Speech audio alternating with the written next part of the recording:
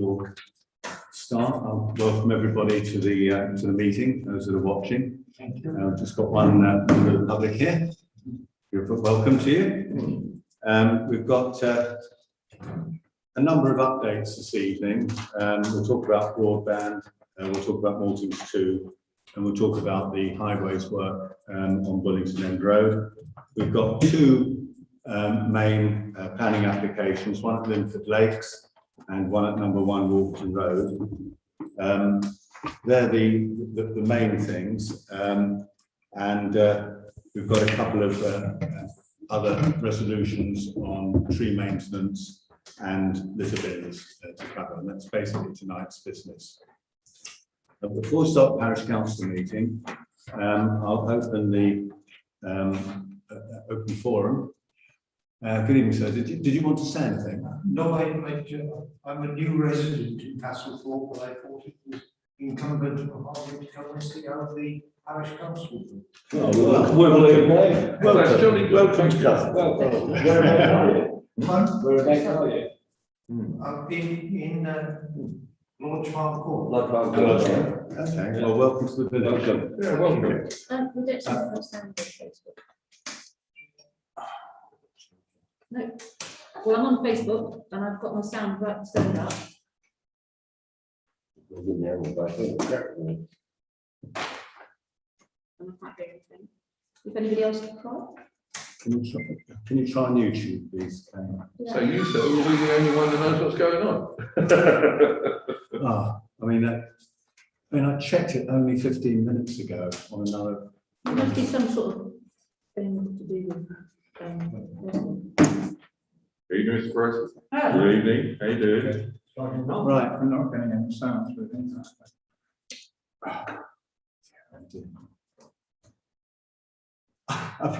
We played it, and Russell and I both heard it. We just have to carry on with the meeting. We can't worry about it. Can people listen to it or not? Sorry? Can you turn subtitles on? Can people listen to it? That's the main thing. Actually, it wouldn't be a bad idea for someone to write no sound available in church to the camera. If we've got no sound. Yeah, you can hear it on YouTube. You can. All right. I don't know what's. YouTube's fine. Okay. Well, perhaps you can put a message on Facebook if there's a problem there, and just say switch to YouTube, parish council account. Sorry about that, everyone. Now, Tony, did you have any questions, anything to raise in the open forum? Not really. Holding up the Navy Hillman building, best I can. And we're trying to have something done at the crossroads of the tracks. Okay. All right. Thank you very much. That's good. Sound is Sound is on. Can I ask Steve, have you had any? Oh, good. No. Sorry. Can we just, if it's working, can we It's just? working. No, I've had that. No questions. And has anything come in on the Facebook feed by way of questions?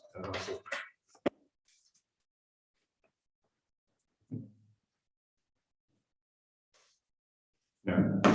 Okay, so there are no matters to be raised in the open forum, so I'll move into the parish council meeting itself. So first of all, apologies for absence, just apologies from Dave Hines by way of illness. Can I ask if there are any declarations of interest by councillors in any of the matters on tonight's agenda?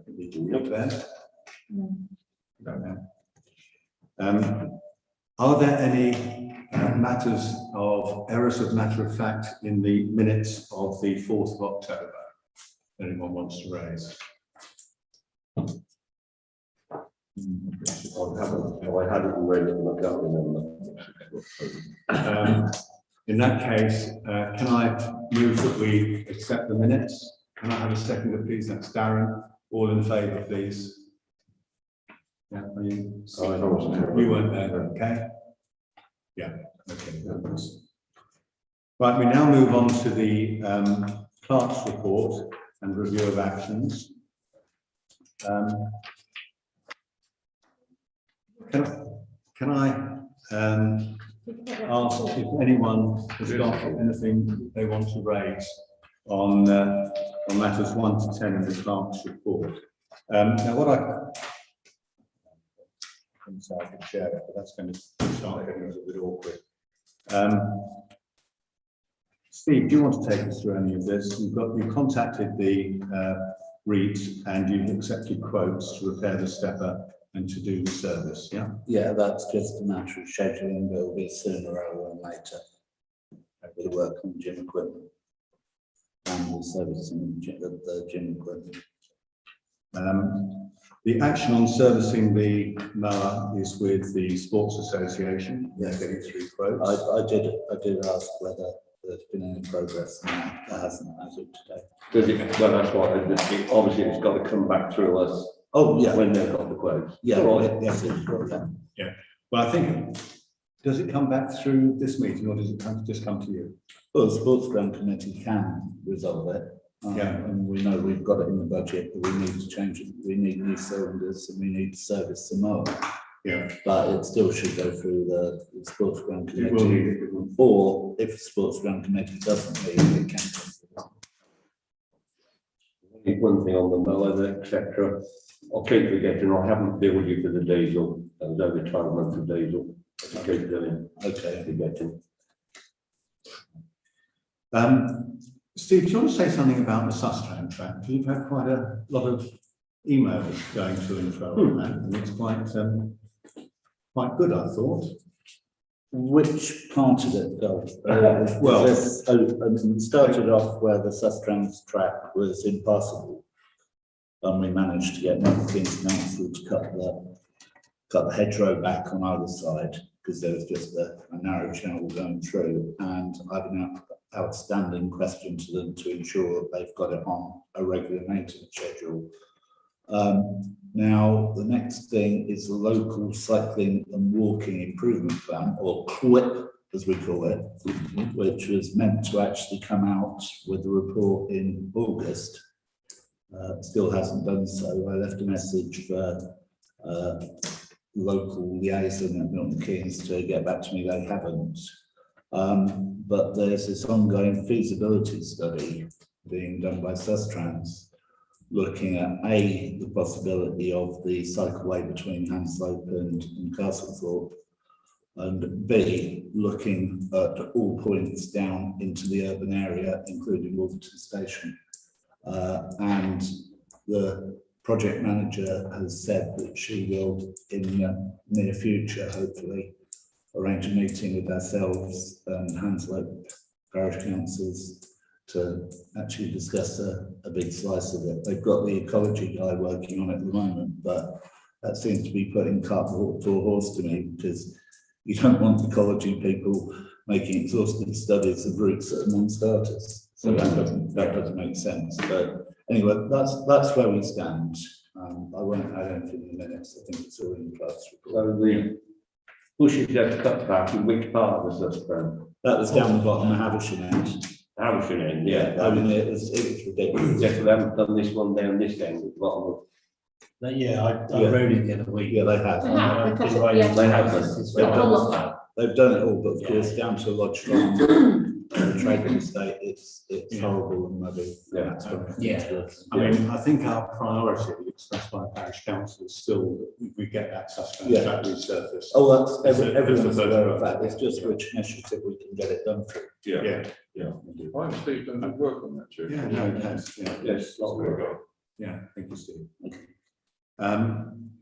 I think the rest of the items, all the faded public footpaths finger posts have now been replaced. Actually, funnily enough, I did the delivery of the newsletter down to Lincoln Lodge the other day, and there are 2 footpath signs down there that you can read, but they're not in the best of order, but we didn't pick those up. But I'm not going to reopen anything now. They are readable. So Okay, we'll just put them on the list for the future, perhaps. Right. And there's nothing else on the static caravan then, Steve? yes, there is, Ian. I've said, well, actually, I did need to give you an update on that. I raised the matter of the static caravans being delivered through down Foxcovert Lane with Milton Keynes Council planning enforcement, because the delivery is a consequence of an application to put 20 new static caravans at Cosgrove Park, making the point that A, it's not on the traffic management plan and should go through Cosgrove, and B, they're going over a bridge that Network Rail have just put a 5-ton total vehicle weight limit on. And that was in August. I heard nothing, so I wrote to them. And then again, I heard nothing, I wrote to them. And today I wrote to them again, copying Jonathan Farmer, who's head of planning, I think. Well, it's one there. There's one head, there's certainly head of planning enforcement. And I got a response within about an hour. What he said is that they've been in touch with Cosgrove Park, and Cosgrove Park had said that these caravans aren't being delivered as part of that application, which I don't begin to understand. So I've asked him to try and find out what's going on. But I think it's just crazy. I don't understand the planning concepts behind putting static homes down on Cosgrove Park. It's all very strange. It's not like planning for new brick built properties. Well, I mean, I just don't understand. But he's going to go away and he's going to try and see what's happening and what the planning application was for. Well, there's no cooperation at all. I know in second hand, Tony, that I'm dealing through Milton Keynes planning enforcement. Yeah. I mean, I can see where they're coming from. I mean, what they're saying is that they don't need special plan permission to do the annual replacement, That's right. which they do every year. And they're obviously claiming that these mobile homes that are going down there are part of that. But how you prove it one way or the other, I really don't know. Anyway, the crux of the matter, if they're more than 5 tons, they shouldn't be going over the bridge anyway. Exactly, and that's the point that I've made. Yeah, that's the point I made originally. Yeah. And that's the point I made, because Network Rail just put new signs up there. Yeah. Well, one has to say it's down to Network Rail to police that. We'll tell them. You let your contact know, don't you? But it's then up to them. I mean, I've lost my contact in Network Rail. I haven't been in touch with him for ages, so I don't know whether. Who is it, Steve? There's a guy called Joe. He used to do all See if I kinds can of. find out. He was, Okay. he was making Northampton. He was. Yeah, sorry, could I on that? Darren, if you're able from within. Yeah, To I'll actually, have a look around. and, but to report that there Yeah, are. yeah, no, exactly. I mean, I have no idea how heavy an Arctic with a static cone on it is, but it's going to be a lot. 44 tons. It's going to be a hell of a lot more than 5 tons. Yeah, definitely. Yeah. Steve. And Network Rail have got the 5 ton. Oh, no, exactly. I'll So ask if you around. could bring that up and try and get their enforcement. Yeah, Good, thank you. Can I Right. just on to 10 very quickly? Yeah. It says that the sports club association have not, haven't got a problem with dog fouling, so you're not asking MKC to pursue it. But surely that's because we do, at the moment, have signs up saying no dogs. Yeah. I mean, there's a bit of a tale here. Basically, in 2014, I made the case for dog control orders under the Clean Air Environment Act. And they were granted on the basis that there was dog mess on the sports field.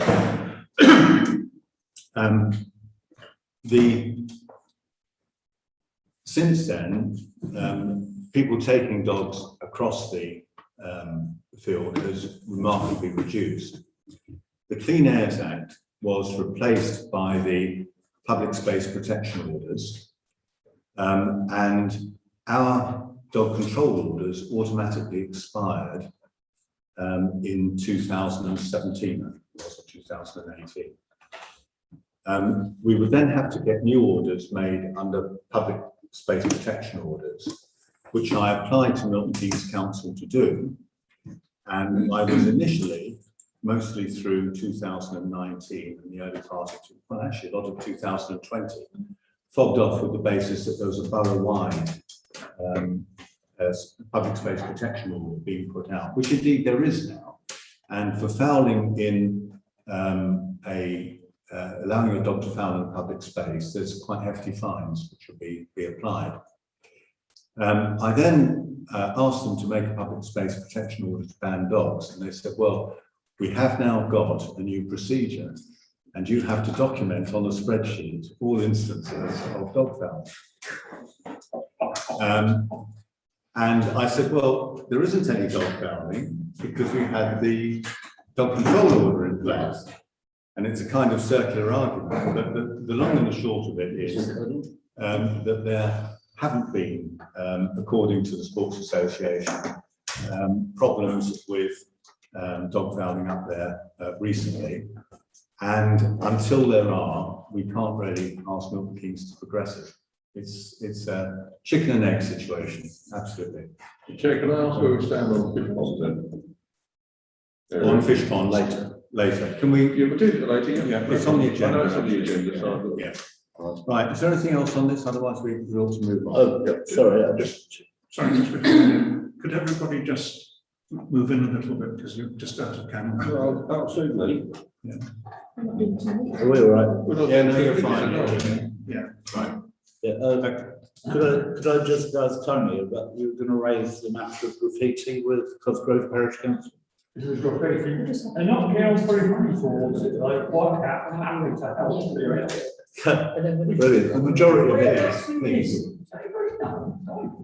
I do, What's that? With the graffiti? graffiti, Oh, yeah. it's all over the place, down by the fort, down by the, It's down by what they call Castlethorpe Beach, you know, where the bench is, oh, yeah. where the rails are. And 2/3 of it's on the Crossroad side. Yeah, it is. So I suggested, We've got a meeting on Wednesday, I've already looked for that. so I suggested if anybody was helping anyone, we should be helping Crossroad because they've got 2/3 of it rather than.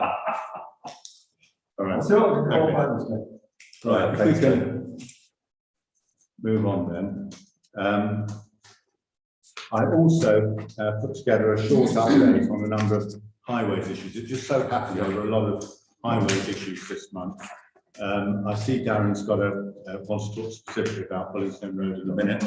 But I would actually just like to read out, there was quite a lot of commenting during the roadworks on Facebook about Wolverton Rd. And one of the comments was, you know, when are we going to get this resurfaced? Now, I actually raised with Milton Keynes Council probably about every 3 or 4 years, when is Wolverton Rd going to get resurfaced? And it is probably about 3 or 4 years since I did that. So I raised it again with them and they inspected it. And I think just for residents, I'll read the response. This road is in good condition and shows cosmetic symptoms which are not detrimental to the safety of users of the road, e.g. some patching. The road is inspected every 6 months. Any identified defects that fall within the MK Code of Practice intervention level would be repaired within 28 days of inspection. Therefore, no servicing is planned in the immediate future. Now, I think that's very disappointing because I would point out that Wolverton Rd was the only road in the village that wasn't resurfaced when we managed to get highways to do it about 10 years ago. And I always remember the Chequers having a sort of motorway style finish on it. It was unbelievably high quality. And Wolverton Rd wasn't, and certainly I took it up with them then and they said, no, it's on the schedule. But now they don't do it according to a schedule. They do it according to whether it is a safety issue. But anyway, I thought I'd read that out because it's rather separate to Darren's point. I think all the other points here are, you know, for your information. The street lights are awaiting supplier deliveries. The black tarmac by the Carrington will be replaced when Anglian Water put in a water supply to Station Yard. We have, as a result of the request from residents at the last meeting, put in a request to extend the parking area in Station Road.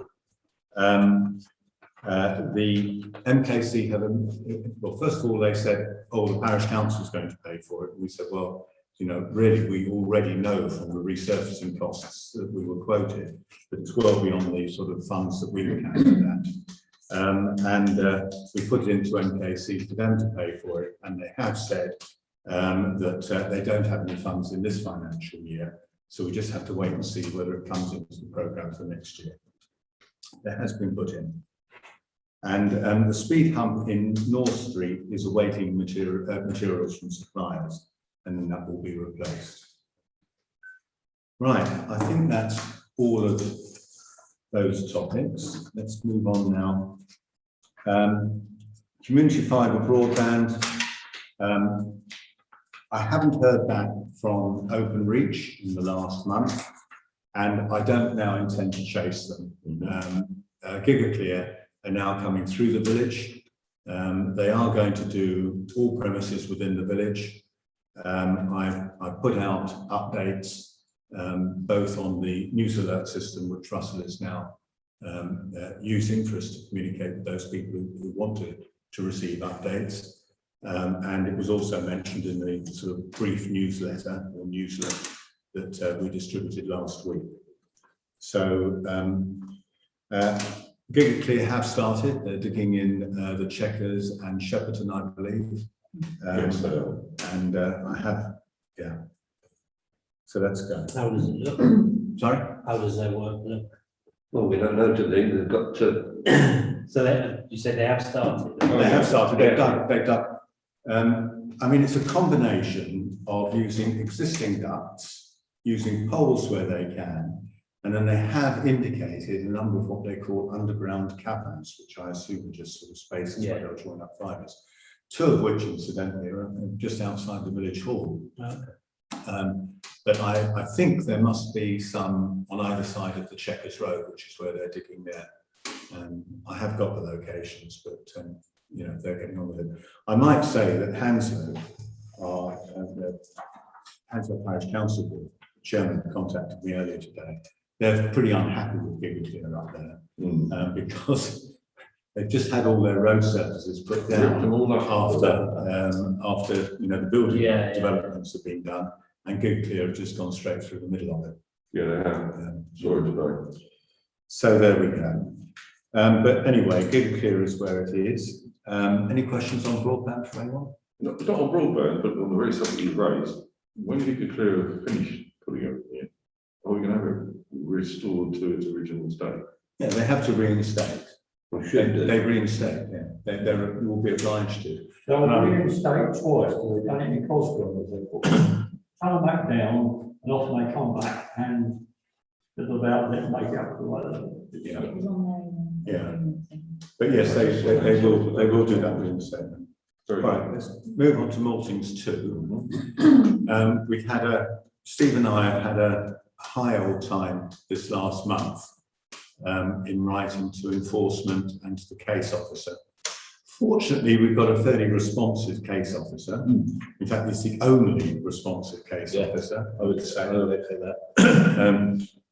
Now, where we've ended up on this, I think we've tried to send the emails around to councillors, but there were really, I think,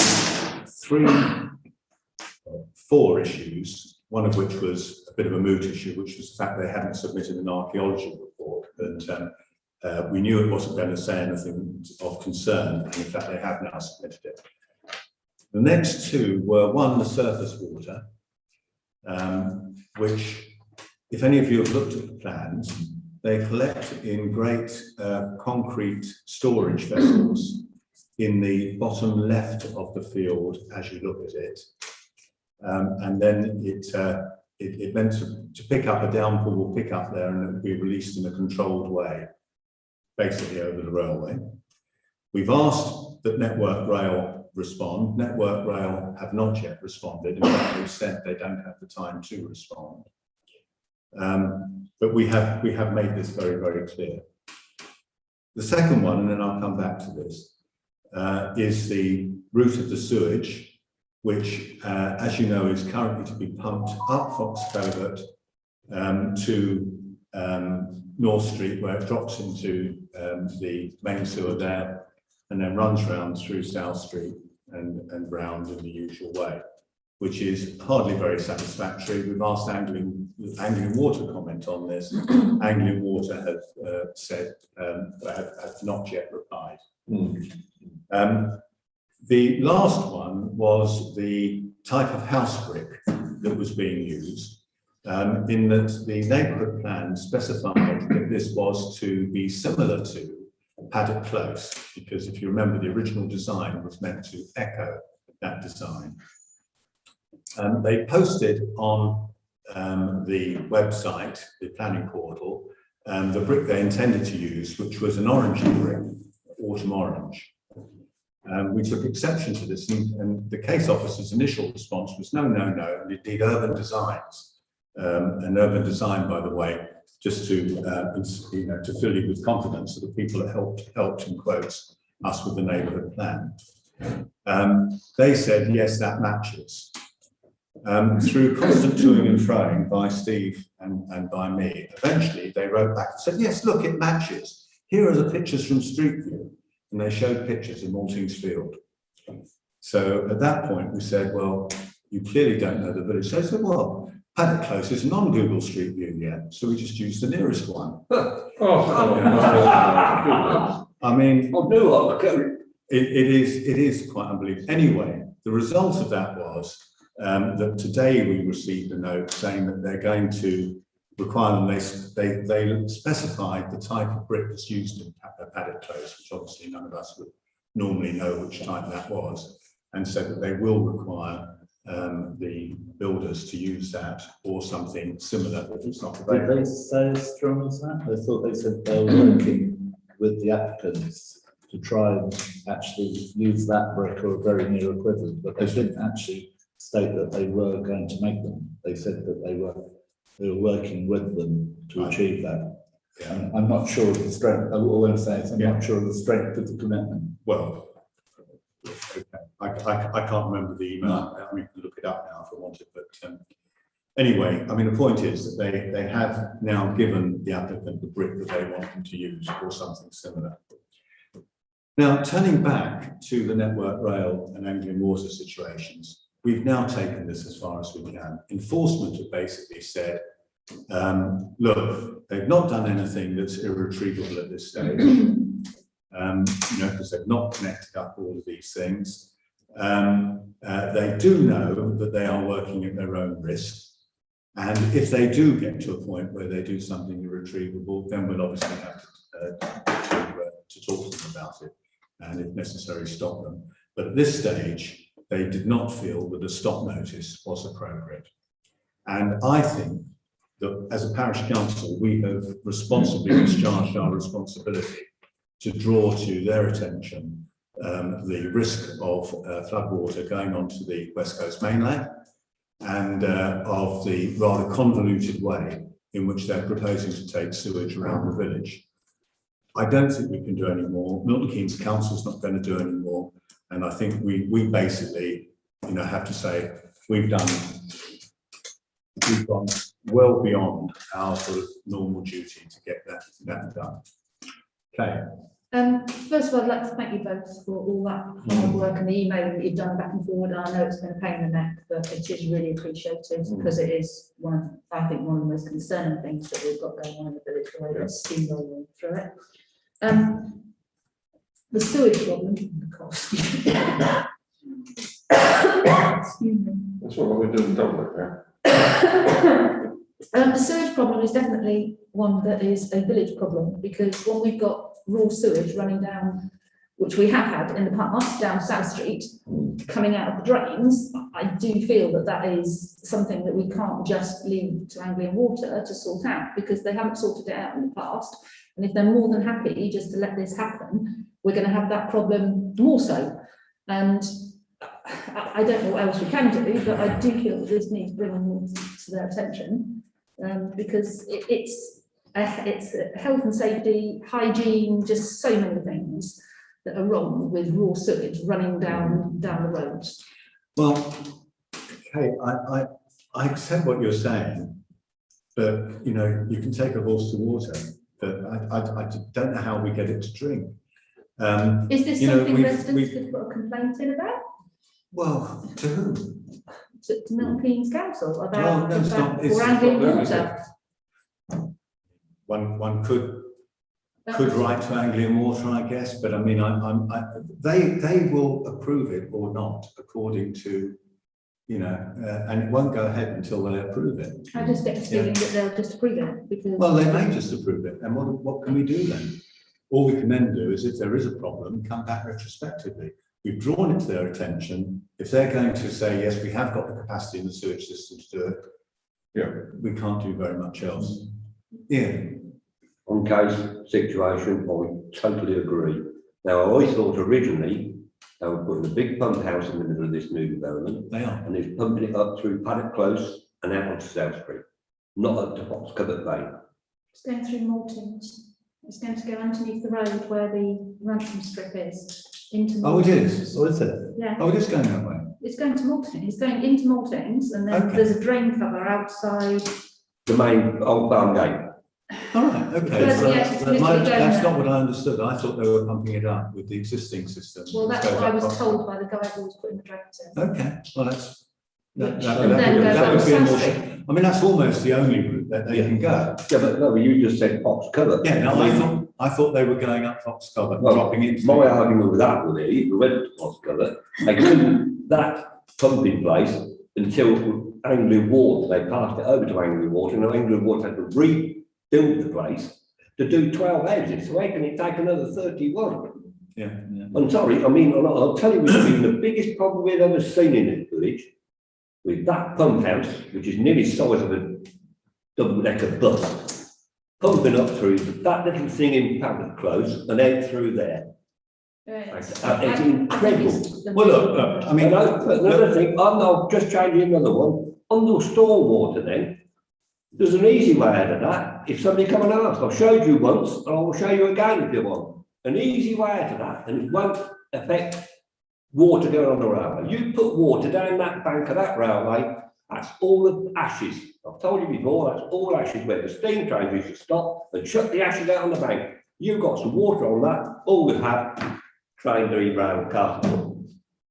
Well, look. You've been down there on the site, you can ask me to go down there, I'll show you where the water is. Yeah. I think There's the problem with Ian is that they've actually done that. They've actually contacted both Anglian Water and I think now it's like, what else can we do? So I'm Well, just trying to think of Look, practical I mean, things. to be honest, I think Steve and I have spent just an inordinate amount of I time agree. over the last couple of months Yeah. chasing this down. And we've got it to a point where, frankly, I don't have the energy to take it any further. And I don't, we've been banging our heads against brick walls, Yeah. really, to be honest now. MKC are very, very, very aware that there is an issue with both the surface water drainage and the foul sewage. And we have to say it's now up to them to get this sorted out with the applicant. So it's not worth contacting Anglian Water. Yeah, I'll do it, no. I'll do it, I don't know. Actually, it's worth it, but I would say that if they are pumping through Norton's Field, that is the best we can get. They're going to get up For foul through sewage. South Street. I don't like Phil, I thought they were pumping it down Fox Covert Lane. Yeah. But anyway, the point I was going to make is that if we Can I ask could get, questions? if we get someone that works for Network Rail to bring the attention, is that? I can ask, yeah, I know. I mean, people you understand the risk. that- Yeah. So if you could point that out to some kind of. Well, it's going to be the same. Yeah. The bridge, I mean, I think the the point- 5-ton bridge falls down because it's too wet. I mean, the point, really is that they haven't actually assigned resources because they haven't got the resources to look at it. And it's just really a question of whether they regard the concrete retention barrels or whatever, as being sufficient to hold the water and release it in a controlled way. And I have no, I mean, this is beyond what we could reasonably. But only knowledgeable people, Ian included, have pointed out that there is real risk in flooding the tracks. So if somebody could tell them, they really ought to be. The water can go from that side without going down over the thing. It will go down the pipe that's there, that's been blocked for years, and Richard Sawbridge on it. I can show you the pipe where it is and what can happen. It goes straight down, pull through the actual pipe straight into the river. No problem. Okay, Before we leave that one, Chair, Yeah, leave them there. have they got permission to put houses they're putting in already? yeah. They've got permission to do Yeah. it? Okay. Fundamental issue now. The question of bricks, if that crops up again, I think we should hold the line on the brick, because we can say, yes, the bricks aren't available now, go ahead. I think we should say bricks aren't available now, we can go ahead, they are available. The reason being, those houses are going to be there for 100 years, and if it's a mistake, it's a mistake for 100 years, isn't it? I do. I mean, there may be a number of reasons why bricks aren't available. I mean, it may simply be that that particular type of brick is being discontinued. Oh, that's fair. Yeah, that's fair. Anyway, Steve and I will continue to work on that. Oh, you've done great. Yeah. All right, look, I think we probably ought to move on. Highways work on Wolverton Rd. You wanted to raise? Yeah, so I'll be brief on this. So just obviously, with not the first time diversion's been because of Hansford Road's closing, but this one was quite probably the busiest that we've seen. I don't know whether that's just obviously schools going back and a lot more people going back to work and everything. But I just wanted to raise things because my wife was walking home the other day and happened to bump into a couple of neighbours and having conversations just at the time, and there was comments made just about 4 things mainly. The congestion in the morning was just a bit ridiculous, you know, in regards of people just trying to weave in and out of the cars. That's just something that probably, you know, happens anyway.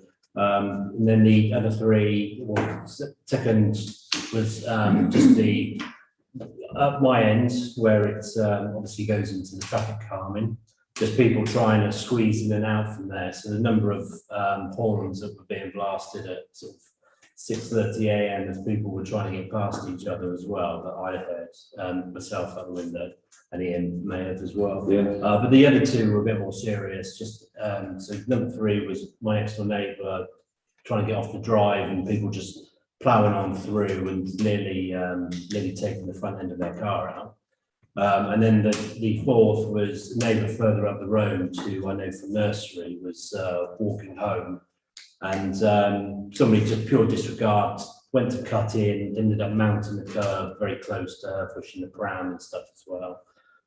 Just in regards of, yeah, all they were concerned about was obviously getting out of the way of whatever was coming the other truck or something coming the other way. And I know that it's probably beyond our control to push everyone down to Devil's Dip and round, but I just say it's been, this time round has been probably the worst that I've known it in the 3 years that we've lived in the village to have a diversion down, or just the amount of traffic.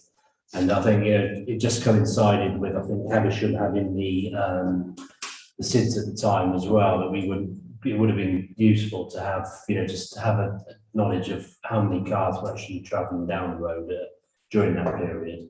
And just like when we had the works done the other day, and I know it kept, it kicked up a bit of fuss on Facebook about the road being closed, but that was absolutely bliss for us because we had nobody we had nobody coming down. So. But yeah, I just wanted to make note of it and see it, you know, not that we can probably do anything about it, but just it's not going to be the last time it happens for us, is it? So just if there's things that make people aware of what is potential. Okay. Yes, where they put the curb in, fantastic, but somebody's got to be on it. If some large person's on a push bike trying to go through that little piece, they ain't got a lot of help, cat and elf chance, have they? What were Put the cycle way through, Yeah. because they put the curb in, you've got that much room. So somebody on a bike or something, whatever, and ignorancy, I'll tell you, the ignorancy of some of the drivers we've had when that road was closed there, going up there, and that was an absolute rat race. That was a pleasure for us last week when it was happening. But what gets me is, why do they turn up at 7:30 and park in, or 7 o'clock, parked in my gateway for half hour, then went down the road, got lights flashing, then decided to shut it, and they didn't start work till 9:30. I mean, all right, if it was, sorry, my company, you wouldn't be doing things like that. That was pathetic. Shut for 4 days, you could have done it in 2, not a problem. And that's where money's being wasted within Milton, Keynes and the whole country with highways, etc. But with various things. Okay, I mean, yeah, I'm sure you're right, Ian. I mean, I'm not wrong with it. right, okay, Russell. Did they actually have to close the road in? Because they didn't do any work on the surface, did they? They closed, they didn't close it, they probably didn't have to. They did close it, yes. They need them out to. They didn't have to, but it was obviously. It's 4 days closing a road, it would Yeah, be from no, now. it was very good. weekend. I mean, can I just suggest we try and move on a bit, because Yeah, it's 8:10. Yeah. This is really important. Yeah, I need one bit of clarification about that last bit and what to mean. Concerns were raised? Yeah, just concerns were raised. Sorry. Concerns were raised by the volume traffic when Castlethorpe Road or Hanslope Road was closed and the diversion was down Bullington End Road. Yeah. Yes, okay. Now, let's move on then to planning applications. 5.1 is for a major development at Linford Lakes. Now, this is a neighbouring parish, so it's not us, but we are entitled to comment on neighbouring parishes. I would remind you that we have previously commented and objected to a development at Linford Lakes. It is an area of outstanding natural beauty. This application is simply twice the size of the previous one, with a little sweetener of, if memory serves me, 70 care homes or something put in, care beds put in. Now, we could have a very long discussion on this. What I'm going to suggest is that if you've read your paperwork, you will have seen the documents submitted by Mr. Stabler, ex-councillor Stabler, and by Mr. Patrick Upton, who expressed far more clearly and eloquently than anything that I think we could really add to that. I can't honestly see there's anything to add. So I'm going to propose that the parish council objects to this and endorses the objections made by Mr. Stabler and Mr. Upton, and leave it there. Does anyone else want to speak on this? Where is actually you calling this Linford Lakes development? Is that just over the M1 bridge at Newport Pagnell? Yeah. That's on the top of the hill, over on there on the right hand side. On the right hand side, where the gravel pits used to be, yeah. Yeah, we're on those top of the hill, wasn't the gravel pit there. Yeah. You'll see, there a couple of people have asked me about it, etc. And they think it was perhaps to do with the MK developer, MK Trust is doing something with the Havisham. When it says Linford, etc., people are frightened it's going to come out at Wolverton, the lakes there. Yeah, that's right. Just No, it's not that. I think Okay. support that. Yeah. Are we all okay with that? So Yeah. I propose that. Yeah. Kay seconding it, all in favour. Yeah. Right. 5.2 is a new dwelling, including new access and amenity space, basically 1 Wolverton Road.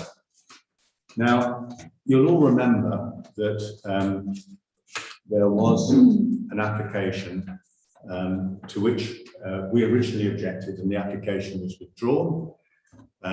We mainly objected because of the location of the exit onto Wolverton Road. They relocated that. We had some discussions about the orientation of the house. But it was pointed out that actually the design of the house actually had a door and a little big canopy thing, whatever you call it, actually facing the access road, because there's a planning policy that says that houses are meant to face the way that their drive comes into them, not be end on. And when that came through, we didn't object to it on the revised application. The application was agreed. The application had a tree report in it, which categorised, I think, 2 high quality trees, 2 medium quality trees, and a number of other poor quality trees. The applicant then cut down, those particularly high quality and medium quality trees were to be retained. Yeah. The applicant then cut down the 2 high quality trees. And when Russell went to remonstrate with him before they actually took it right down, he basically told him to jog off. That was the, and when we put in a complaint to enforcement, they basically said, well, we actually hadn't started the planning application at that stage, and therefore we can do what we like with the land. Now, I don't know if you've looked at the designs. I actually did put them up on the in the file folder today. But what I would draw your attention to is that the previous application, the one that was approved, the frontage matched that of the existing property. Okay, its roof line was the same, the window detail, the bay window detail was exactly the same. It was, you know, it was of one with the existing dwelling. Yes. This isn't. no, it isn't. All right. It's quite different on the frontage. The roof line is higher. At the side, where previously there was a door and you know, it looked quite attractive, almost looked as if it was the front of the house actually. It's now just a blank garage wall with a French window just behind it, and it clearly is the side of the house, and I think the orientation is not right. A small detail, but the frontage line actually also doesn't meet the existing property. Now, the previous one didn't, but because the previous one was a smaller application, you couldn't actually tell by looking at the drawings. On this one, I would say that there is actually, the line of the building is off by probably about 5 degrees from the existing so-called host property. And I would suggest that the design offends against Milton Keynes planning policy D3, which is specified, it's about design, that's what the D is for. I would also comment that the location of the new drive onto Bullington End Road is really quite close to Wolverton Road.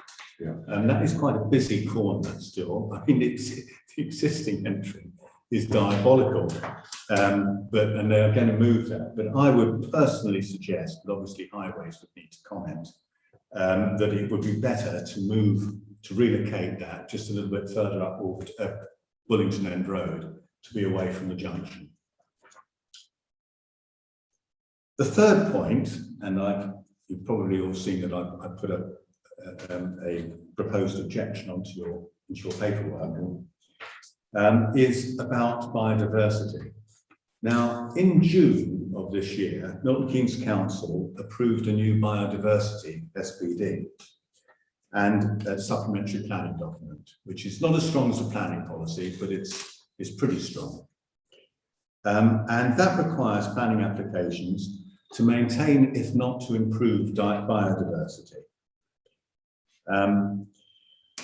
I've spoken a little bit about, well, I just said about the applicant cutting them down. So I'm saying, in accordance with the biodiversity SPD and policy NE3, which is about biodiversity, the application should be conditioned by a planning condition to return the site to the status quo ante, i.e. the way it was, which is to say to plant 2 high-quality mature trees and ensure that they survive or are replaced for a period of 5 years, to retain the medium-quality trees and to replace any poor-quality foliage with planting equivalent or greater in biodiversity terms. So there is no loss of overall biodiversity on the site.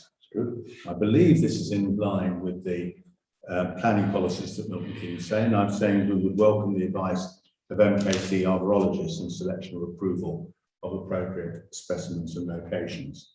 And I would like to suggest that if the planning officer is minded to approve this, that we ask for it to be taken to DCP. You should have the written proposal there. I don't have you. Yeah, I just did it. Oh, you have. Comments? I just wonder, can we specify the 2 high quality trees that were chopped down were beech trees, I think. Copper beeches, yeah. So could we specify that they should be, the high quality trees should be the same? Well, I shouldn't perhaps say such as Copper Beech. Such as a couple of, Yeah. Yeah. You said about the mature trees, the two and the other trees, every tree's gone. yes, Every tree's gone. yes. Have they cleared them all? We've got lots gone. But within the plan. They wanted to come and meet and take out the fire. I told him where to go. I didn't want to get involved. It's just Sorry. fencing. I thought when you said about the roadway to going up Bullington End Road, I agree with you, it's got to go higher up. Yeah. And I thought the bungalow or the whatever they're going to do was supposed to be that way. The place where they drove up to it was the face of it. Well, I mean, that is my objection. That's my point number one, which is Yeah. about the design. Yeah. But frankly, I think the proposed design is not as good as the one that was previously We submitted. talked about at the time. I think that either they need to amend it, revert to it, or rotate it through 90 degrees to, so that it faces the road and looks right from the public realm, which is, because it won't look right from the public realm at the moment. I was disappointed, Chair, to see that change, because I totally support what you said in your recommendation. They've got a good deal and then changed it to something else, and that's not in keeping with what we want. Could I just point out that I have asked the arborologist to comment on the application? Okay. I hadn't been aware that they're taking out all of the foliage, so the wording might, you might be just, may I propose this? As an Yes. objection? Yeah.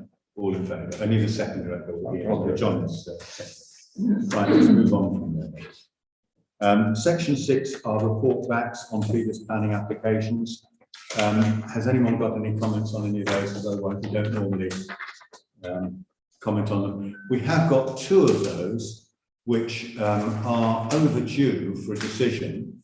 They should not have been complicated decisions. One of them is for disabled children's swimming pool at Lodge Farm Business Centre, which for the life of me, I would have thought would have gone through pretty much on the nod, and it's now past its determination date. And the other is the conversion. Everyone had to declare an interest, but mind you, almost everyone in the village had to declare an interest in the conversion of the garage at number 7, the Chestnuts, into a habitable room, i.e. a kitchen, so that Dina could make us even more curries. You're welcome to them. But Steve has been trying to chase up Wendy Choi and Charlotte, was it? Charlotte and Wendy, Yeah, about that, but has had no response yet, and we'll just have to continue doing that. But other than that, any other comments? Obviously, you sent out comments through from 6.8, the loft conversion, etc. It says status registered, because we were making comments on that last time, weren't we? We did make comments. we did make comments. Yeah. We didn't object, we made comments. Right. Okay. All right, in that case, let's move on to section 7.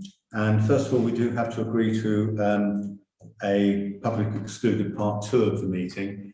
The gentleman over there are certain matters, usually commercial, and this is, in this case, it's that we've got to consider some quotes that we've got for replacing some gates, and that the public and press were excluded from that. And that's at the end of the meeting, so I will close the public part. Tell me when I'm. Oh yeah, no, I will do. We switch off the YouTube and everything. I will not. You can hold it in the pub. Yeah. It's not, it's just that where we're considering commercial sensitive things, we have to do. We do publish the results of what our decision is, but we have to look at the quotes, so we can give those to us. I understand there was a county councillor. I know what this is. So I propose that we have this public school section. Yeah. John has seconded, and we're all in favour. Right, 7.2, Russell, I think this is down to you about the West Northampton strategic plan. Yes, it says the West Northampton strategic plan is similar to Plan MK. It's the way that the people and the council want the area to develop. It does affect us because one of the main areas for building houses is going to be between Furtho, which is where you go out from Castlethorpe of the A508 and Deanshanger. And that is going to be major housing, according to the document anyway. This is out for consultation at the moment. That is going to be a major area where it's going to be building. So that means more traffic on the A508. That probably means more difficulty getting out onto the A508 for us coming out of Castlethorpe and Cosgrove. And I would recommend everybody have a look at it, particularly the area that affects us. And if anybody feels strongly enough to write to West Northamptonshire Council. Can I ask, I mean, we have to have some planning grounds for an objection. You can't just say we don't want it. I mean, I would remark that my earliest failure on the parish council was, despite getting both Mark Lancaster and Andrew Ledson on site, which is quite a remarkable achievement at the time, we failed to, and Milton Keynes Council actually providing in its budget half the cost of widening the road at that junction. We could not persuade Northampton County Council, as it was, to do that. And despite the support of their district councillor and so on, they just said no one's died, literally, and therefore they weren't going to do it, despite the fact that there had actually been a death at a similar junction just down the road. That's not going to do it anymore now. Now, and we even persuaded the Furtho Farm landowner, which I think is one of the Oxford colleges or something, to give up some land on that side of the road. And the head of highways actually drew up plans for widening the junction, which I still have on my desk at home, but Northampton simply wouldn't do. Now, I do think that a reasonable response on this is that if there is any further housing there, that junction does have to be widened, if not a roundabout put in. Correct. You know, I mean, frankly, if anything, they've made it narrower in that middle lane. Yes, by the way, it always was below the recommended width in the National Highway and Bridge Design Manual. It was lower than it should be. So I would personally like us to at least make that comment, and I don't know if anyone else has got any other comments that they would like to. Well, I would like to propose that as a motion, actually. And I think also it should be the other junctions, the one coming out of Cosgrove as well, because they're going to have the same problem.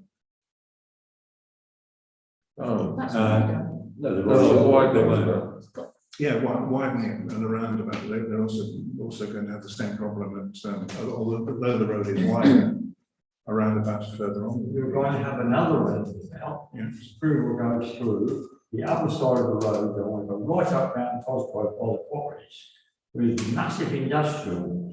Yes. And they want to put another roundabout between the nearest, the furthest Cosgrove turn and the big roundabout. There's another roundabout going in there. Yeah.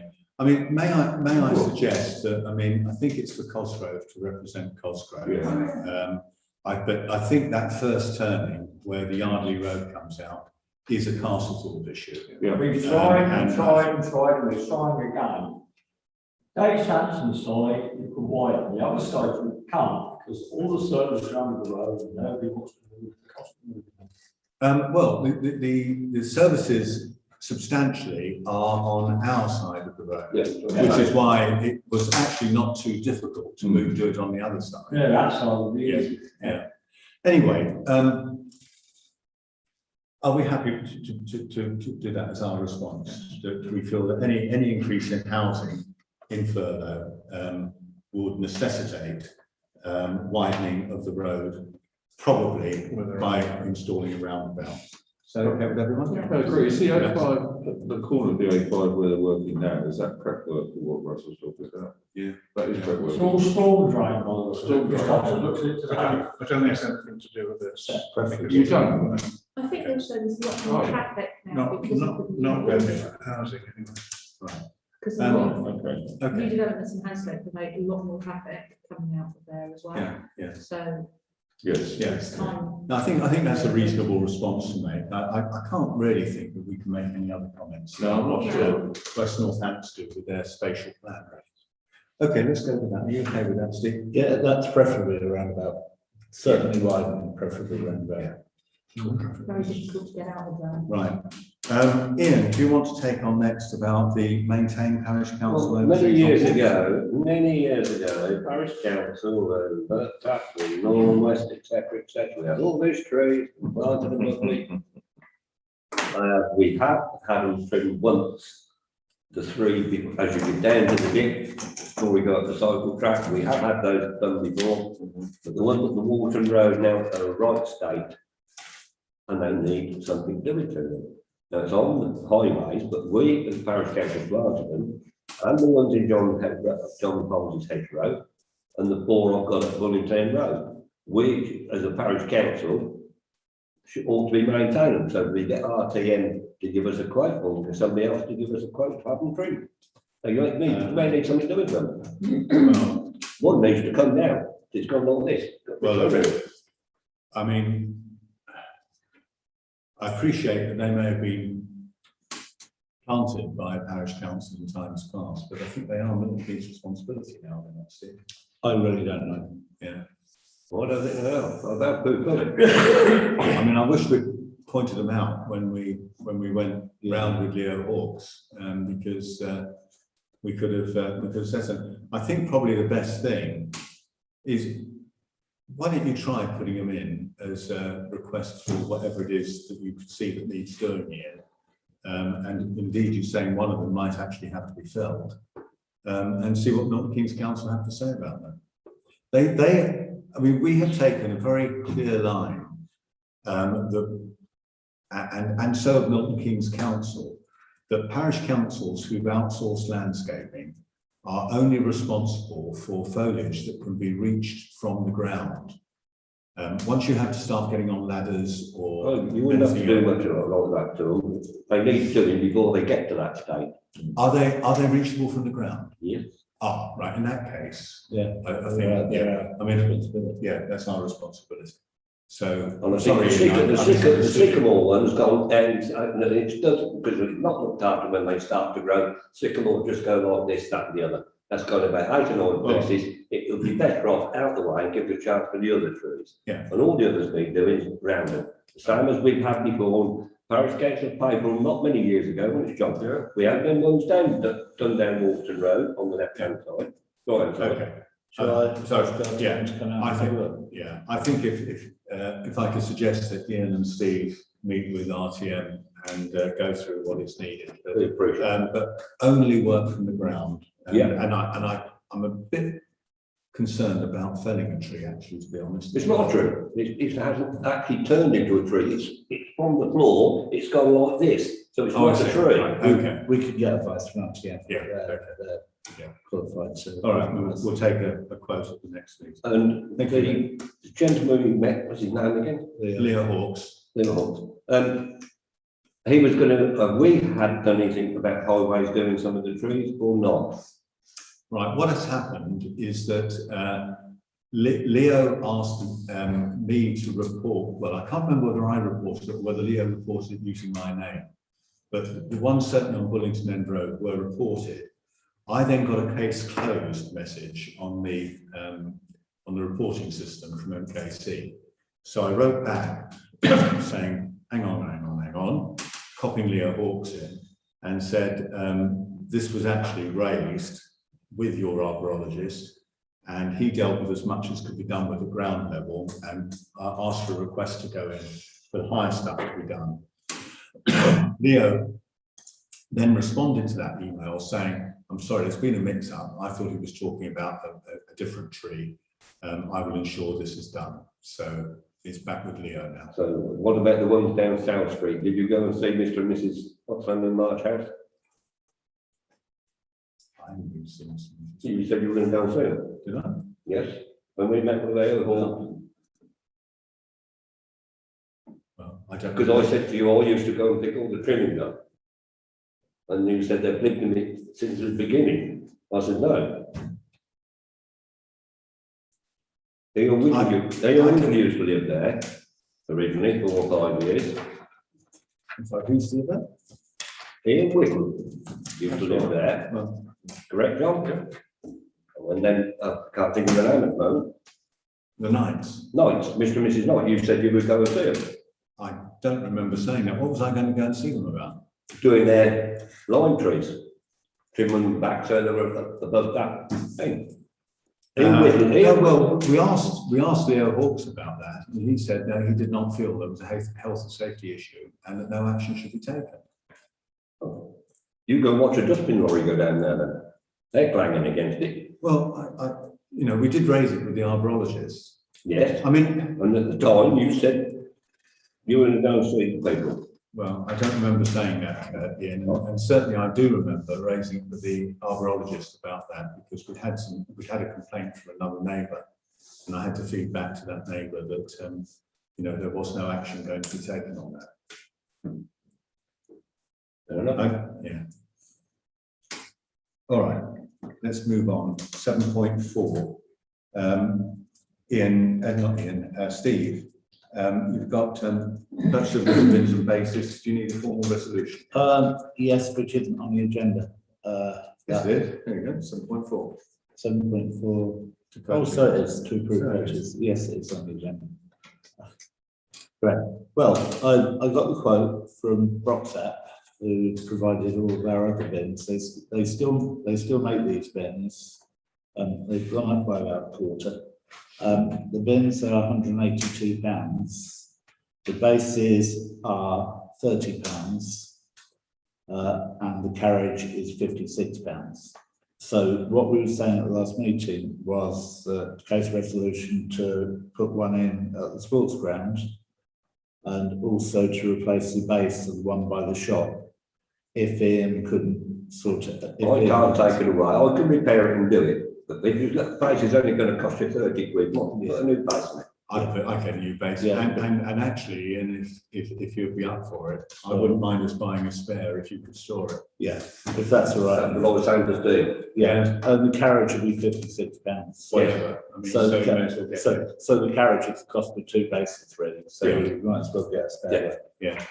Is one spare? One spare's probably. Get one spare. Yeah. Okay. All right.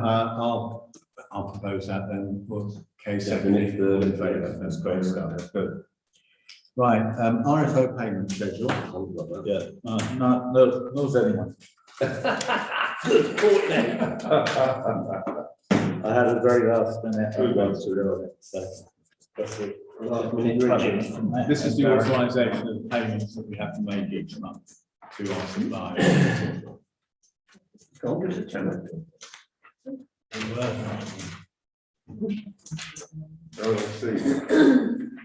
Right, so just running down this, we've got payments of Steve, Stacey, Richard RTN, from Measurement, landscapes.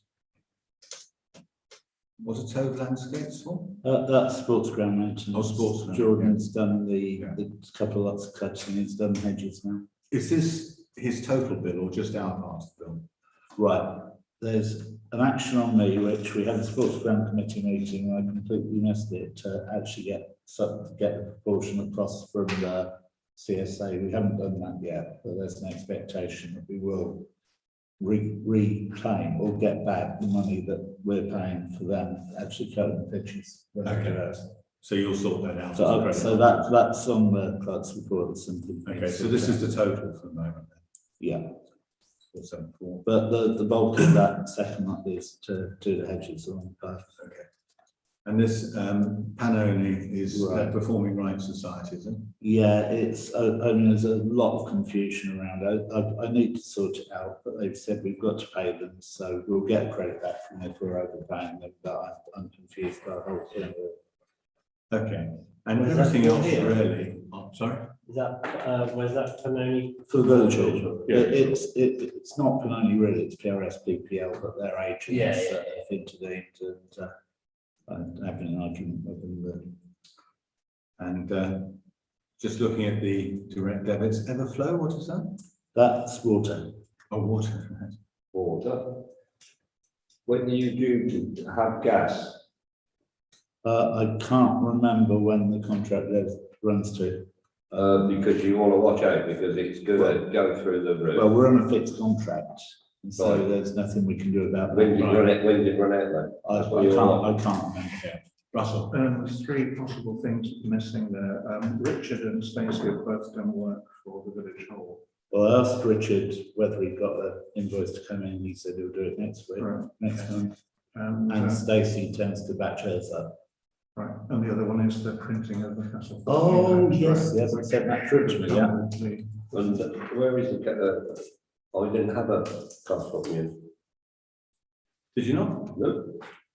I don't know who's doing things then, I don't know who's doing, but I know a list that does. Station Road. I think North Street. I think it was Mrs. Well, Bartram. yeah. Mrs. Bartram was doing. I mean, sorry about that. Well, we want to have one. I've got a spare one in the I've car. got to say, and it wasn't like the sent of the previous episode. No. I've got one in the car, do you want it? Yes, if you can. Or I dropped a load off. Put the door open when. Oh, no, you haven't given it now. How much was the printer? I don't know. I don't have one. So, You should have put the invoice in with the papers. yeah, I put the paper invoice and said he send it by email. Okay, well, in that case, Should we approve it? yeah, we approve that this. So can I have a proposal? That's Darren, and the second is Russell, and all in favour. Yeah. Just one thing on that, those two from Jordan, one for doing the grass, and one for trimming the hedges. That's him finished with the season now, isn't it? Yeah. Fine. Of course. I would imagine so. I need to look at the schedule, but it's working to a schedule. Right, now next is the draft budget for next year. We will consider, Steve will have this, I hope, for the December meeting for us to look at and hopefully approve, but it does then allow us January as the backstop if we can't get it all done. Normally, we try to get it approved at the December meeting, and then if there's any last minute queries, we can sort them out for January. The closing date for submission to Milton Keynes Council is the 1st of February, which is before our February meeting. So we really just have those 2 days. The importance of it being on the agenda this time is really for any significant projects that we think that we might have for next year. You can either say now, or you can send them in to Steve or me over the course of the next 3 weeks, really. So that we've got, well, actually, not 3 weeks. Steve needs it before then because he's got to actually work it into a budget, probably in the next couple of weeks, isn't it? No, I think really I'll work the budget with running costs, and it'll be quite easy to add on any ad hoc requests in for the parish council to decide whether they want to go with it or not. It'll be straightforward. Yeah. What I suggest that we do is, I'll come to the okay, is that Steve, when you've got a working draft, that you will call a Zoom meeting, and anyone who wants to join in can do that. We'll just go through it and make sure we've got something that we can recommend to the parish council. It's got to be approved at the parish council, not anywhere else. So in fact, it's one of the few things that has to be approved at a physical meeting. When you're asking for projects, etc., is this just for our budget from the council tax, or we got any money from the 106 money or something? Well, we've got reserves. We haven't got S106 money yet. We've got reserves. Right.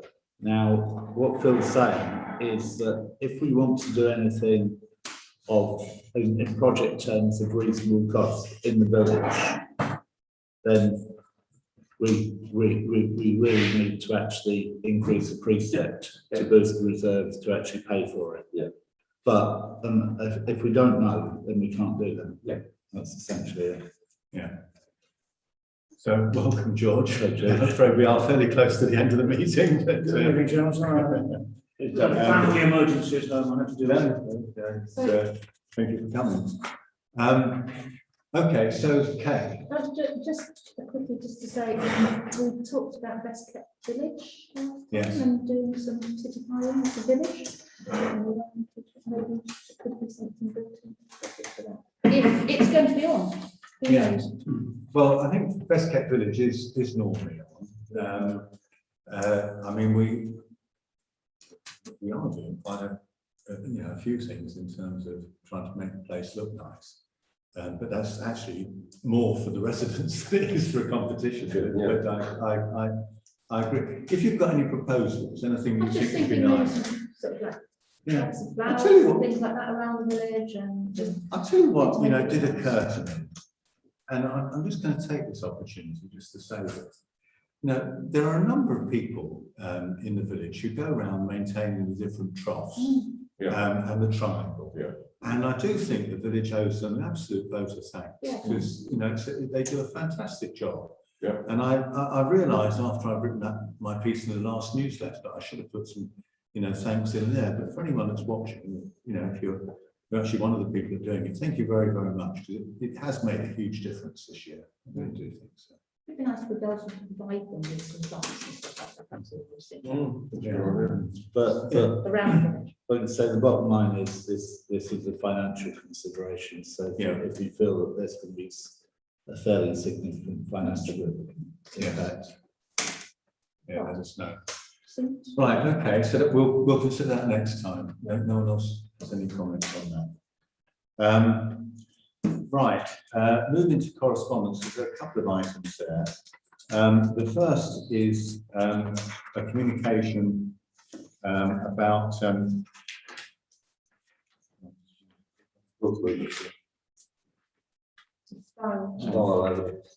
style. Yeah, and that's just that's just for information. It's been referred to Milton Keynes Council who are taking up with the landowner. So it's just for information. There's the one about dogs. Right, and then there's the one about hot dogs. Now, I put we've had 2 emails from residents, which are in your packs, about dogs. One relating to Castlefield, where the resident has said that, and he is correct, that on open access land, dogs have to be kept on a lead between the months of, I think it's March and September, and at other times of the year whenever there are livestock on the field.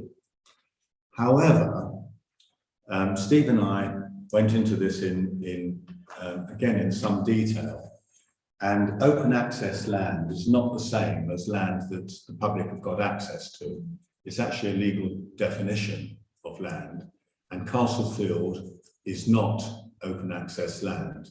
In fact, the nearest open access land is actually Southsea Forest. There's another category as well where there are special legal considerations, which is common land, but Castlefield and indeed Fishponds are not that either. So it really comes down to what restrictions the parish council wants to put on dog use in Castlefield. It is certainly the case that dogs should be kept on the lead whenever there are livestock in the field. And I'm sure that we have discussed this before and talked about signs to that effect. The other thing which is now part of this borough-wide PSPO that has been done on dog fouling is that it is an offence not to pick up after your dog in any of these public spaces. So I would certainly suggest that in the case of Castlefield, there is a notice put up which says that dogs have to be must be kept on a lead when there's livestock in the field. And whether on the same notice or whether Dave Hines has got some picking up notices from Milton Keynes Council. And I'm quite happy for Dave to have the final word on this, because he does tend to look after these dog notice issues for us. Either to put it on the same notice or on a separate notice, and then that would be my proposal for Castlefield. Turning to Fishponds, we've had an email from a resident about dogs running loose in Fishponds in the play area there, and I would comment that the dog control orders, which actually banned dogs from the sports ground completely, expecting them to use Castlefield instead. Also, there was a second order, which was, funnily enough, the same as a bylaw passed by Castlethorpe Parish Council in about 1970 or something. That's probably when you were a lad here. And in fact, you're probably on the parish council, which is that dogs have got to be kept on the lead in the Fishponds area, which again strikes me as reasonable, given it is a play area for children. And I would, the second part of my suggestion would be that we do put notices up there, which the residents who complain there are no notices, which is that dogs must be kept on the lead. And also picking up that can be a separate notice, depending on what Dave advises us. Then can I open this for anyone else to speak? Kay, as a dog warden. A very, very well-behaved dog. He never goes anywhere. But I think the problem with Castlefield is people use it as a socialising area. When they meet and let their dogs roam around and they don't keep an eye out for their dogs fouling. That to me is the main problem, is they're literally standing there having a chat and not actually watching what their dogs are doing. And so their dogs could be pooing all over the field and they don't know about it. And I'm not sure how you can tell people that they need to be vigilant about where their dogs are going and should be more considerate. And I've read the letter, and I think the person involved, they talked about a dog who was sort of having a go at their dog, but then they knew that that person lived in a house because that person went into that house and then came out with their dad. And I do feel that at that point, to me, that would be a personal thing that I would take further. I don't think that's a parish council thing. But if they know who that dog is that is being a menace and attacking their dog, and that person is not putting them on the lead despite being asked to, and I think that's a personal thing that they need to take up with that dog's owner. Yes, I mean, I think, and I've had Clark's view that it would be As the dog book, and who knows exactly. Excuse me, Mr. Clark, you're not invited to speak. You're right. No, you're right. On your side of minutes, too. I'll say that. But it would be very heavy-handed to insist that dogs are kept on lead in Castlefield the entire time. But does anyone else have any views as to whether anything different to those notices ought to be put up? Would it be allowed for me to make one comment? Go on. As the father of a professional dog walker, if you're going to have notices that people need to pick up, I agree with, you need bins for them to pick up. At the entrance to them. Yeah. Do we have them? Yes, but There's two entrances. We've just ordered two. We've just ordered one for that side, and there is one at this side here. There's two. Thank you very There's one here, there's one there. It's just that end, there isn't one. But Yeah. Chair, with regards to We just Fishponds, on in the Fishponds, I think we should put the signs up. I have to say, dog walkers normally walk through with the dogs on a lead and pass through and are well behaved. The majority of people respect it, but there are two or three that, particularly in the morning, let their dogs loose, running around all over the place, and that's not on. So if we could have dogs on the lead, and then carry back to you, make it an enjoyable area it can be in the village. Yeah. I know Dave's in on this, but this could come at a little cost to get all these signs done correctly, because you've got 1, 2, 5, 6 places into Castlethorpe, or 7. So you've got to put a sign on each one. That could come out at a bit of cost which we should allow for, I agree we should do it, just think of the cost it might be. Well, if the cost exceeds pretty much what Steve can approve on his own, then I think we probably have to leave it and bring it back to the next meeting. In fact, you might tell us we've got to bring it back to the next meeting anyway. But No, like you say, if it comes within my authorised delegation. I will say that the costs of signs, when the sign is unusual, the bulk of the cost is in actually knocking out the signs. Yes.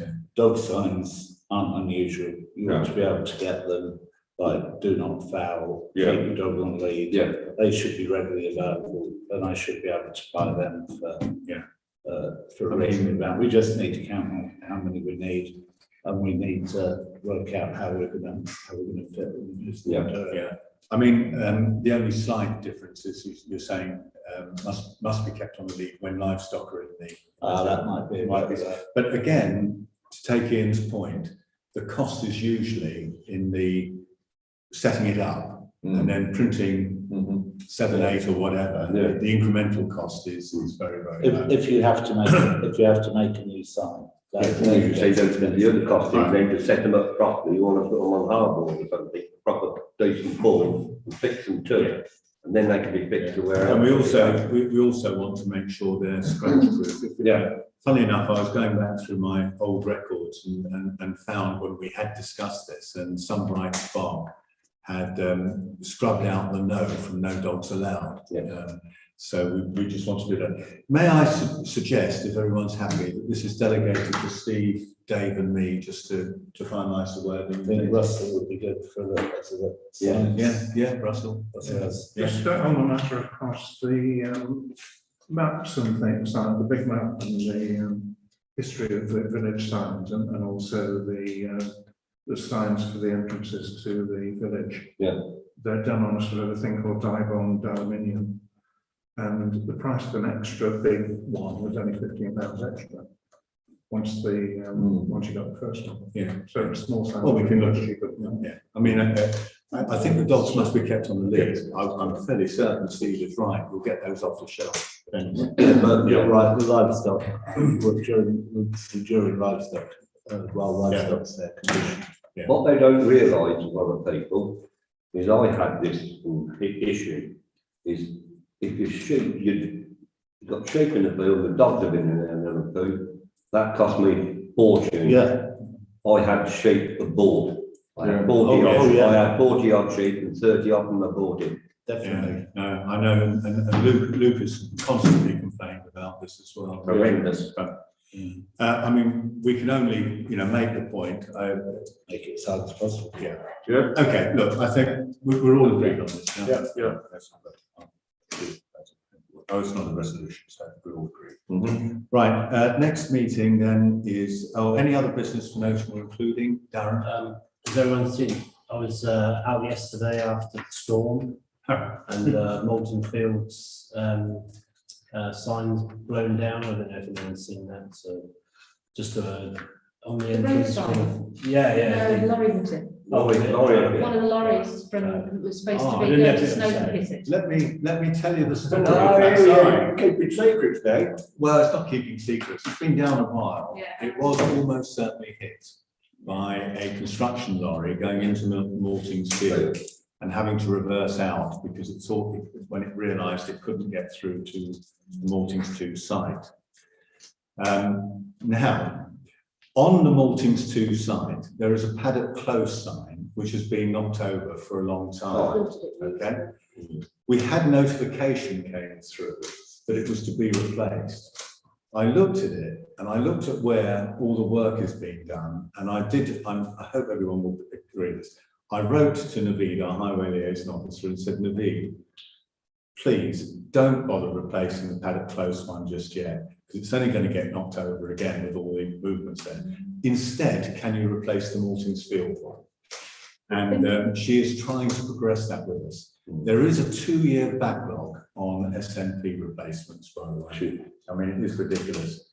But a small little chink of light, you may remember that as a parish council, we did agree that we would go ask Milton Keynes Council for a rural style street names back, Street names. which is very similar to the North Street one that's just on the side of Carrington Arms there on School Lane. There's a couple of them in the village still. And apparently it came up in this that they are now considering a rural type nameplate, street nameplate, which I think would be very good. And I think, you know, one possibility would be that, you know, when these things get knocked over, they can't be that expensive to replace. And I So when do personally you want me to start knocking the rest there? no, wait until they agree to do it and have replaced it at their cost. But once they've put them up, or we do it at our cost or whatever, then I suspect that we might be inclined to replace the old one when it gets damaged, if rather than leaving it unsightly for a period of several years. Anyway, that's the story of the Maltings. Was there another AOB someone had? Did George want to say anything? Well, hang on a sec. I thought I saw another hand. There's just, there's two things on Facebook. Talking about Wellington End Road, Nicola says that Hanscote school bus has to decamp children onto the non-pavement side, and some drivers trying to drive through. Yeah, desperate to get, despite parents standing on the road. Yeah. Look, I mean, I understand that, and it's a difficult thing to work out because the vehicle has to turn around and all the rest of it. But this is really asking councillors if they've got any other matters to raise to put on future agendas rather than reopening the open forum. I'll just ask people to be, I can only speak about the last week, but I have noticed huge lorries coming through the centre of the village, and I haven't seen that for a long time. You know, when I'm talking about huge, Are they construction lorries? Construction lorries, and they're huge, and they were coming through the centre of the village. Where I know, I came the other way, and two came round the bend here. Do you know where they were going? I don't know where to go, I was going the opposite direction. Which way were they going? Through the village. No, which way through the village? Coming from Haversham up through the village and down, but So they're probably going to Hanscote. possibly. You're going to have that. Well, What they but do? normally we haven't seen that for a long, No. long time. And the ones going to Hanslow down Station Road are huge and frequent. Yeah. I've not seen them coming for a while, coming through the centre of the village. No. Just ask Okay. people to keep an eye out, you know, what we may need to. Yeah, but I mean, I'm not sure. So this is really just for noting things for, Yes, yes. for the agenda in future. Yeah. Well, the thing is, John, there's a lot of materials now coming through, and then getting to certain stages on the three sites on hand. So certain materials are available now, and they're coming through on bigger lorries. It's the only way they can do it. Yeah. Then the construction route, traffic route is meant to be down Station Road. Straight up. That's It's what I not read. meant to be through the village. Yeah. And similarly, for Maltings 2, it's meant to be up Wolverton Road and turn left down North Northampton. But obviously they don't always follow. Another one in South Street got lost today. Yeah, And I said, yeah, look, there's a sign there, just by you. yeah. Um, Right. And anything else then for? just one look on the gate at the end of Lodge Farm Court, isn't it? That goes on through the sort of sports field area. That's been dragging for a very long time. You can hardly open it. And I don't- What's like the kissing gate? No, it's not a no, kissing no. gate. It's It's a gate. It's quite a big gate, Yeah, it's just but a you big literally gate. have to try and lift it. Which to one do is it? Is it the one between, The one is before. it the one on the when you sports go ground down side or on Lodge- Lodge Farm Court side? Lodge Farm Lodge Farm Court, before you Court. go down the steps or the slope. Yeah. That one. It's Okay. quite, Well, it's quite difficult, and I would imagine that sort of, Yeah. I'm not sure whether it's the People might post struggle with it. that's gone or what there. Okay, Richard. Yeah, we'll have it. Okay. All right, in that case, if that's just done, we'll move, the next meeting is 6th of December, it will be here in the village hall. I think pretty much whatever, because we have to agree the budget. So if there are COVID restrictions, we'll just have to stand at either end of the room or something. We don't have to, we've got next month if there are. Yeah, if it's going to get any better than that. Yeah. But anyway, hopefully, they're not going to. everything will be wonderful. So at that stage, we're going to have to close. Oh, George, do you want something? Thank you, Ken. No, Mr. Chairman, thank you very much. Unless there's anything that you've discussed before that you want to tell me. No, I don't think so. We are, and we being George, Russell and me, are meeting with Milton Keynes Council Planning, John Palmer and Chris Nash on Friday to talk about the interpretation of the neighbourhood plan, really arising from a number of planning applications that have come in where we found ourselves butting heads with the case officer. There's clearly either the case officers are interpreting the neighbourhood plan incorrectly, or the neighbourhood plan is in some way deficient, and we need to make some adjustments to the neighbourhood plan to ensure it's unambiguous. We're having a physical meeting to try and get to the bottom of that, and we will throw in one or two other things, I'm sure, while we're there. Right, I think Chris Warden sends his apologies. He thought he had COVID, but he doesn't. He tested negative, but he thinks whatever he's got is probably still infectious, so he decided to stay away. Yeah. Good man. Good man. Right, in that case, we'll close the meeting. Thank you very much for coming. Hope you enjoyed it. Right, I'll now stop the